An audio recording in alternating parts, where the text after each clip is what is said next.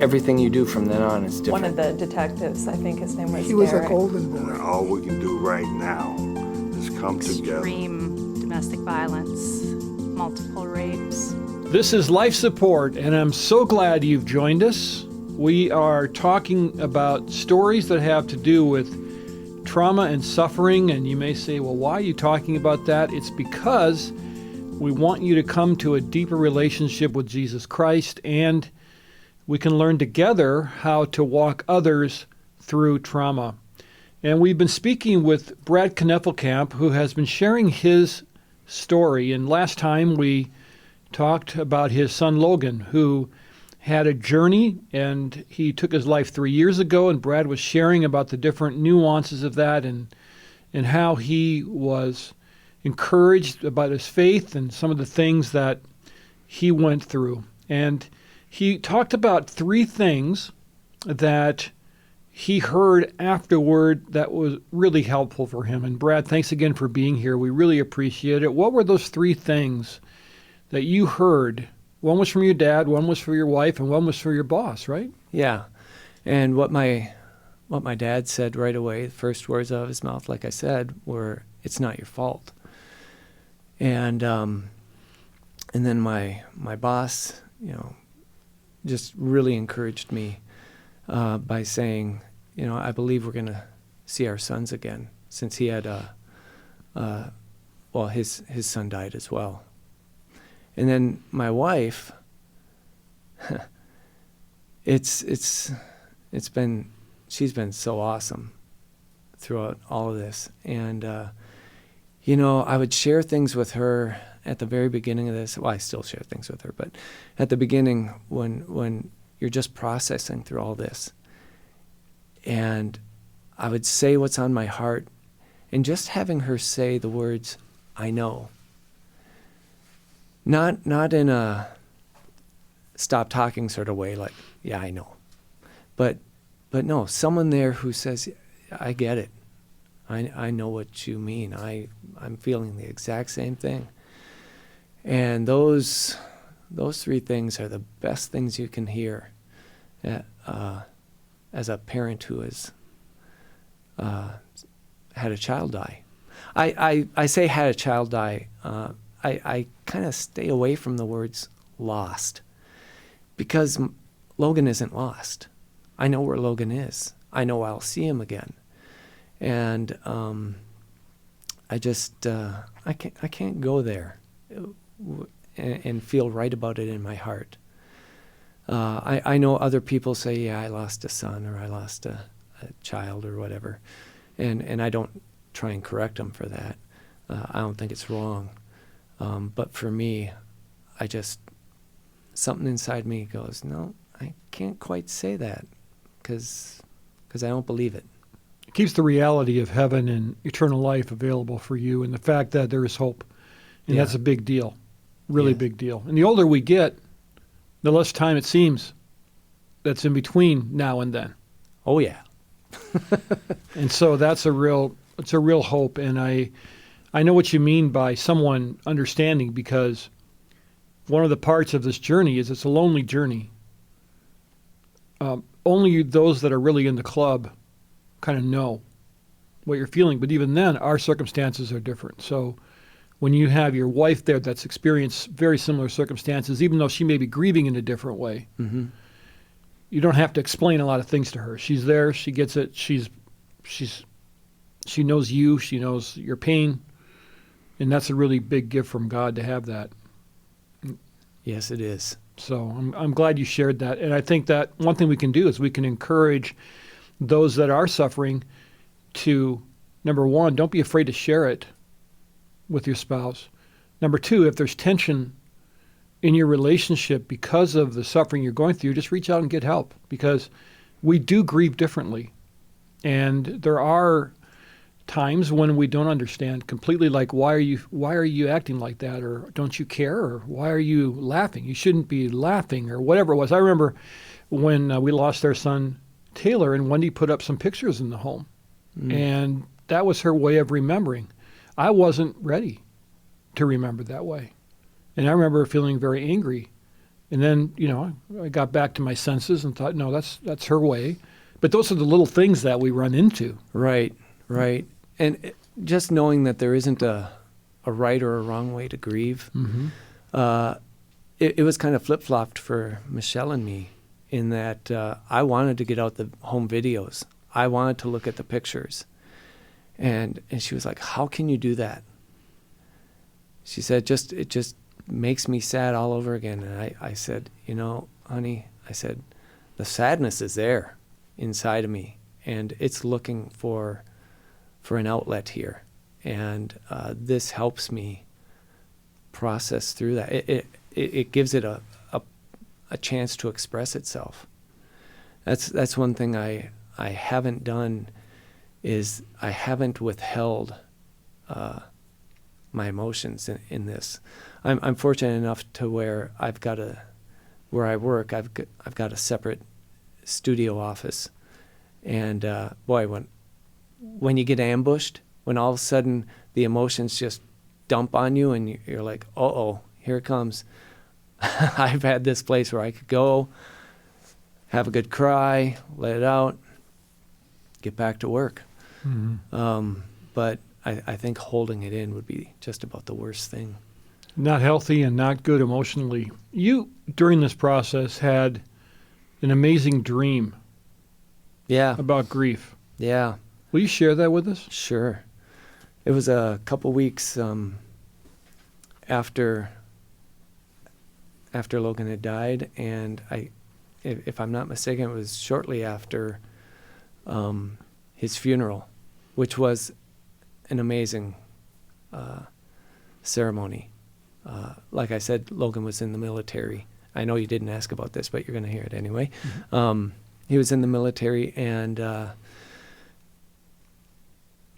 his whole platoon showed up. They didn't have to, but they all showed up and paid their respects, and they got in the line, and they did the whole flag folding ceremony. They played taps. They let his brother Spencer go up and do the drum roll for taps, and it was just amazing. And then the soldier who had the flag when it was all folded knelt down. Milo got up, walked in front, and they knelt down and offered the flag over to Milo on behalf of the President of the United States of America and their troop. And it was amazing. Going home, he wouldn't let that flag go. He said, "This is my dad's flag." Yeah. Wow. But so anyway, it was after that, Milo said to me, "Can I make a bed out in the living room and sleep in it?" Which meant, "Will you sleep out there with me on the floor?" And I said, "Yeah, okay." And yeah, sure. Yeah. Yeah. I got to take this responsibility seriously. I'll do that. Yeah, exactly. And so I went out there and quickly rearranged the agreement and said, "Well, I'm going to sleep on the couch next to you." And he was fine with that. And we just learned more from you in that one moment than we have this whole time. What a great thing. You took that wonderful act of service and you flipped it around and you made it so you could actually do it. Yeah. Now you're on the couch and not the floor. Now I'm on the couch, not the floor. And I told him, if you're not asleep in 15 minutes, you're going back to your bedroom. And he was fine with that. And boy, he zonked out right away. And I'm lying on the couch, and the moon is rising. And it's dark out. And as the moon's rising, I'm looking out this big picture window, and all of a sudden I see this figure. And it's a figure of a man, and he's coming up to the window. And next thing I know, he's standing at the foot of the couch. And this figure is, like 9 feet tall. And his head is down, his shoulders are slouched. And I can't make out any distinct features of him. Everything is kind of bulbous and fuzzy. And he's holding out his hand for me to take it. And I thought to myself, I'm not taking your hand. I know who you are. For some reason, I just knew this is grief. And I'm not going. Because in my mind, I was like, I know the company you keep. You know, and they're not good. And I'm not going to go down that road of all this depression and all this sort of thing. I'm not going there. But he just waited. And at this point, I don't even know that I'm asleep. It transitioned so seamlessly. It just seemed like I was having some sort of a vision, I guess, without making it too eerie or whatever. But I remember I wasn't afraid. In fact, I was a little upset, and I was kind of challenging, saying, you can stand there all you want. I'm not taking your hand. But then it was like time just stopped, and it was just taking forever. And so finally it was like, okay, fine, I'll take your hand. And the minute I touched him, we were on a street.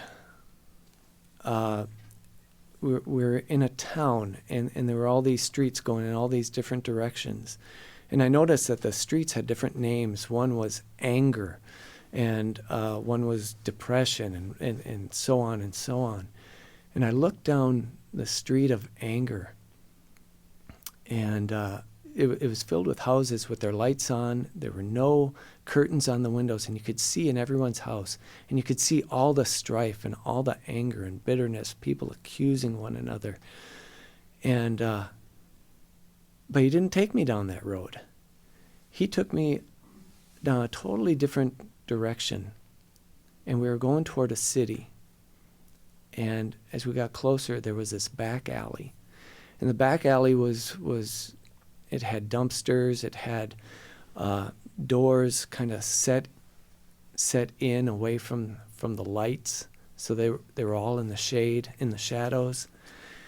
And so I've got grief by the hand, and I'm walking down, and all of a sudden, up from behind me, just felt like I got hit by a sledgehammer on the back of the head, got knocked to the ground, and all I could hear was, why didn't you?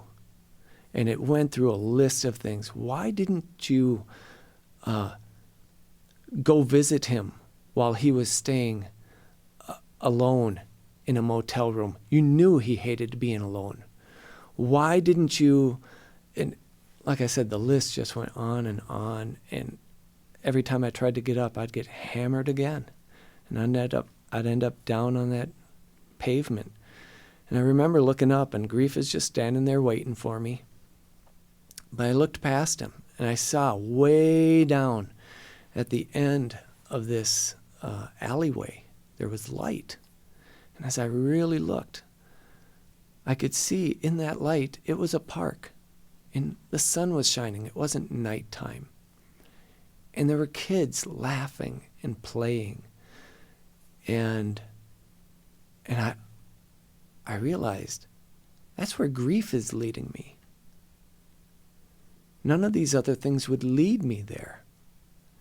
And I realized grief isn't my enemy.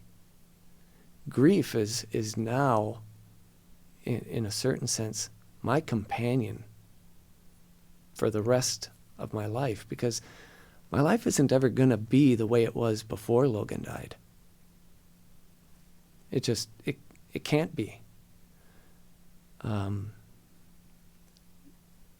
Part of me is missing.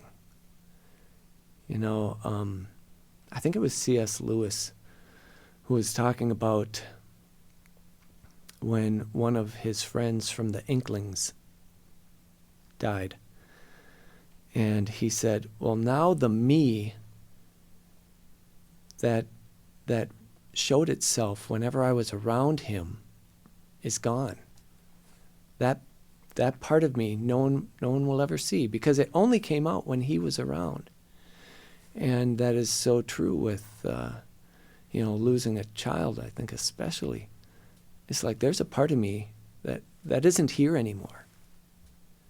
It can't be, because he brought that out in me. When we would sit around the dining room table and talk about, we'd get into theories of quantum physics and stuff. Not that we know anything about it, but we'd start talking about this stuff. No one else in the family would join in, but it was just me and Logan. And we had such a good time talking about different theories and things like that. And yeah, that just isn't going to come out anymore like it did then. It really is. Losing a child is like losing a body part. You don't get over it. You adjust and you learn different ways to cope, but you don't get over it. You lose your arm, you don't get over that. You find different ways to maneuver, but... And it's almost like you have to... I love that image of taking the hand of grief, because to ignore the grief leads to the other streets that you were talking about, because that leads you to anger and bitterness and blaming others and all that kind of thing. If you let yourself just follow the grief, then you're doing what God designed you to do, because that's a God-given way of coping. Grief is God-given. We're wired that way. But you're right, and I think that when you lose a child, because you have lost that part of you and you begin to change, then it's almost like you have to lean into a different world. Sometimes even different friends, sometimes different ways of doing things, different activities, because that new world embraces the new you. And sometimes the old world doesn't want the new you, if that makes any sense. Oh yeah, it does. That's been our experience. It's hard being on the other side too. I mean, it's very being hard. the person who you've got a friend and they've lost a loved one or a child, I think especially, and you're kind of like, okay, when does my friend come back? Well, your friend has changed. It isn't. They aren't going to be that way exactly. So it's hard. Very hard, and you have to then give grace to them as they try to grapple with it as well, and also be okay with the fact that some of those friendships are going to change. Yeah. And sometimes friends are friends for a season, and God brings new people into your life, and sometimes that's a real blessing, because then they embrace you as the whole new package. In other words, oh yeah, this is my friend Brad. He lost his son, and I like Brad. I like the way Brad is. Mm-hmm. I didn't know Brad before or whatever. So you can just be who you are. Right. And you're accepted as the whole package. Yeah. And that's something that I think we can all learn in churches, is to, just embrace people that are suffering or have gone through things as they are. And don't expect them to fit into your mold or even how they used to be. Try to embrace the new them. And it's much better to be honest about how you're feeling, and it's much better to be honest with yourself. If this friendship is for a season, it's okay. Mm-hmm.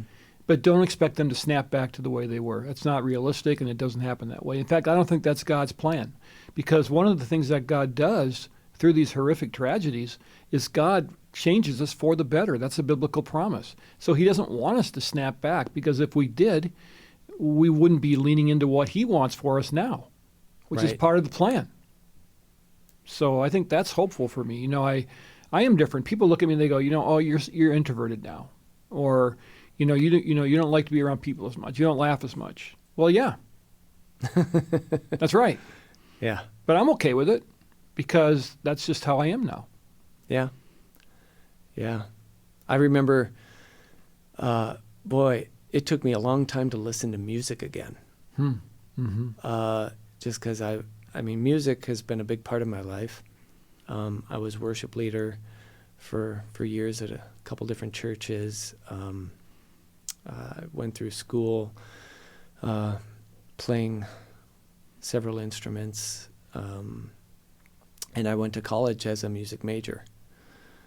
But boy, after that, I was just like, I can't listen to this. I couldn't let myself at the time enjoy it. It just felt wrong. And I remember it took the longest time. People would say, "How are you doing?"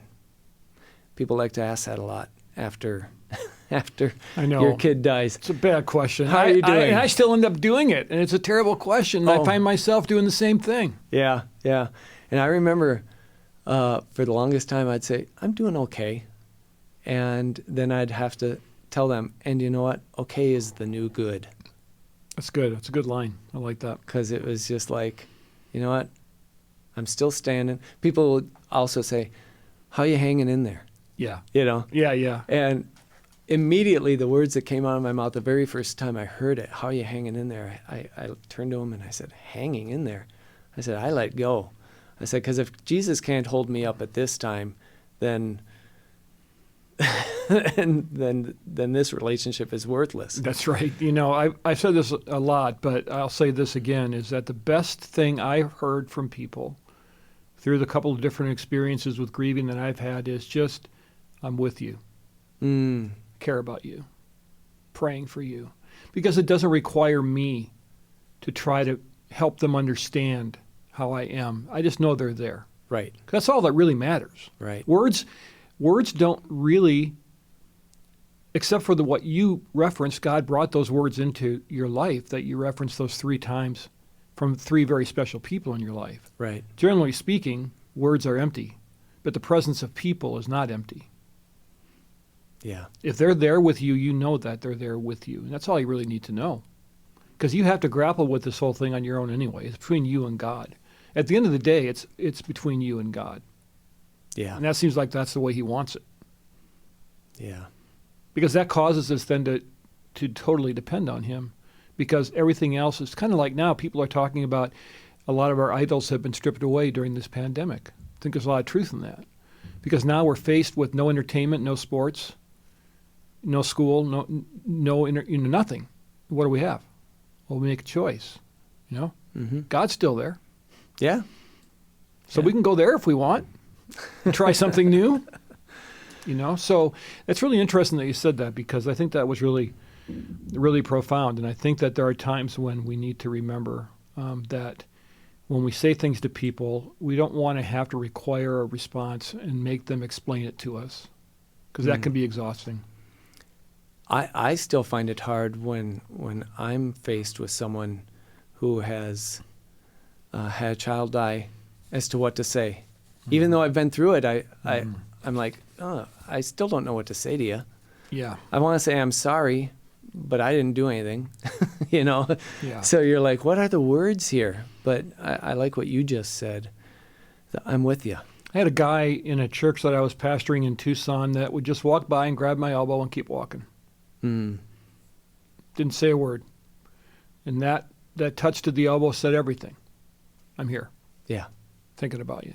And you have shared that dream, and Brad, I appreciate you sharing that. And there's one other aspect of your story I want to get into next time, and that's about how other members in your family reacted and how you were able to shepherd them and how Jesus showed you things within that, if that's all right. Come back next time. Sure. Thanks for sharing your story. And we've been talking with a man that has been through a lot, Brad Knefelkamp, and Brad has shared really transparently about his own loss. And, you know, the great thing about Jesus, even though suffering can be difficult and we feel like we've lost our bearings and we become afraid and we feel like we've been thrown for a loop, God promises that he will stand with you every day. In Joshua 1:5, we are promised that no man will be able to stand before you all the days of your life. Just as I have been with Moses, I will be with you. I will not fail you or forsake you. So know that what's happening today is no surprise to God. He planned it. You are in his hands. He knew this pandemic was coming. He knew that there would be suffering in our world right now. It's no surprise, and he has his hand on you. So I want to encourage you with that today. Thank you so much for spending time with us on Life Support. We want to tell stories that will make Jesus more real to you. We're so thankful for our partners, Faith Radio, Five Stone Media, and Ridgewood Church.